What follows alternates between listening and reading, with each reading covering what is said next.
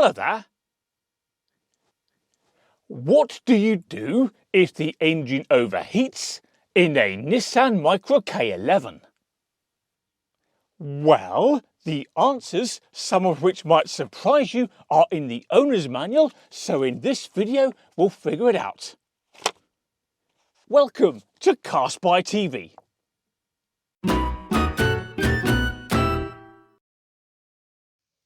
Right, step one if the engine overheats is to pull over, then apply the parking brake, like so, and slide the gearbox into neutral, or if it's an automatic, into park. Now, even though it's counterintuitive, leave the engine turned on. Next, if your car has air conditioning, turn it off. This one doesn't, so we'll skip that step and move on.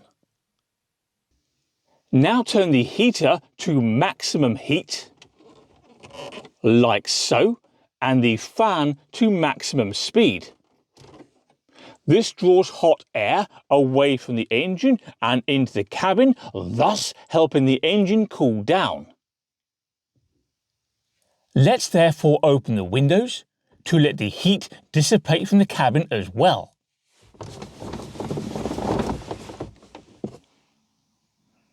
Next, while the engine's hopefully cooling down a little, open the bonnet and do some checks in the engine bay.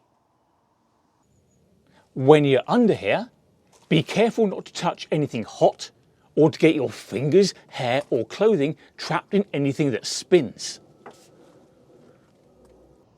So let's check for coolant leaks. Coolant is this blue liquid here inside the expansion tank, so that's what we're looking for. So consider whether the tank itself is leaking. They are inclined to shatter at this age.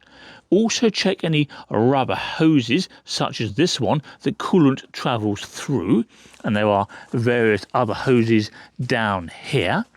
This one, for example, goes to the top of the radiator, and this one here goes to the bottom of the radiator.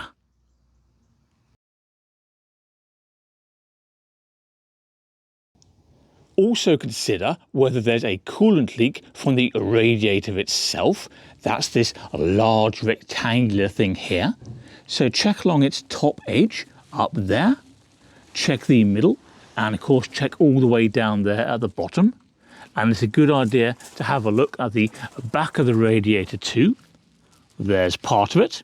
But don't, whatever you do, be tempted to remove the radiator cap while the engine's hot, because any coolant in the system is under pressure.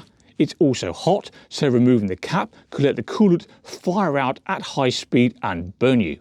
So just leave that well alone.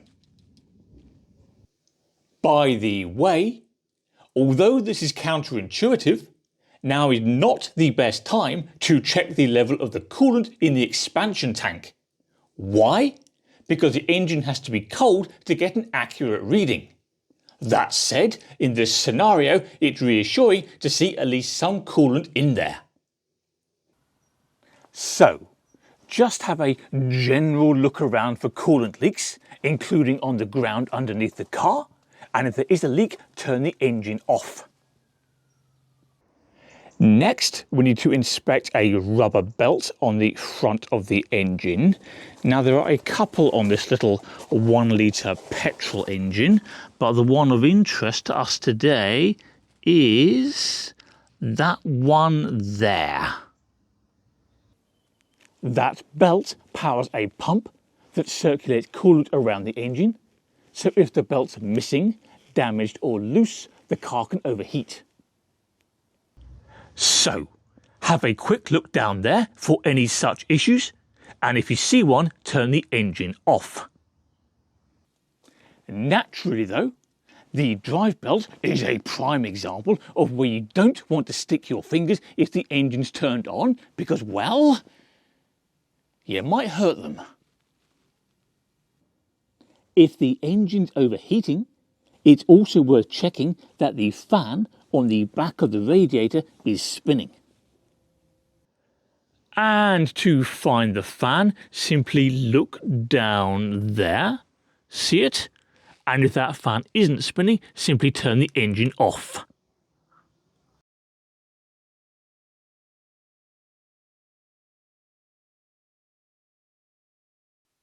If there are no obvious issues in the engine bay, you may, and I emphasise may, find that running the heater on full power helps cool the engine enough for you to nurse the car to the end of the journey.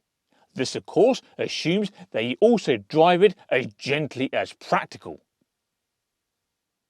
And of course, whatever the reason the car's overheating, it's important to have it fixed as quickly as possible. An overly hot engine can sustain a significant amount of damage surprisingly quickly. Anyway, that's it, but before you go, don't forget to subscribe to CarSpyTV, that makes it easier to find my other content. Can you also please do me a favour and click like on this video, and I'll see you next time, hopefully with a beautifully cool engine. Bye bye.